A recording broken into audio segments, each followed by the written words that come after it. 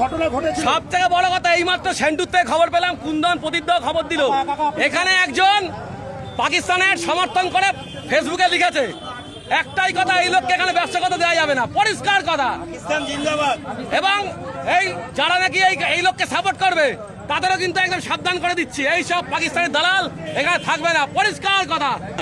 ও এখানে থাকবে, এখানে খাবে, এখানে পড়বে, আর এখানে বদনাম করবে, এই হতে দেওয়া যায় না। একদম। এটা কি সম্ভব আমাদের বরদাস্ত করা? কোনোদিন সম্ভব না। কি চাইছেন এখন আপনারা? একে চাইছি উচিত থেকে শিক্ষা দেওয়া হোক, আর কিছু নয়। কি ঘটেছে? পাড়া বেজন্মার বাচ্চাগুলো পাকিস্তানের ফেসবুকে পোস্ট করছে, 3 দিন ধরে এই পোস্ট করে যাচ্ছে নন স্টপ। ভারতবর্ষে এসব আর চলবে না, দোকান ভাঙচুর করে দিয়েছি, আগামী দিনে এইখানে এই দোকান খুলতে দেবো না।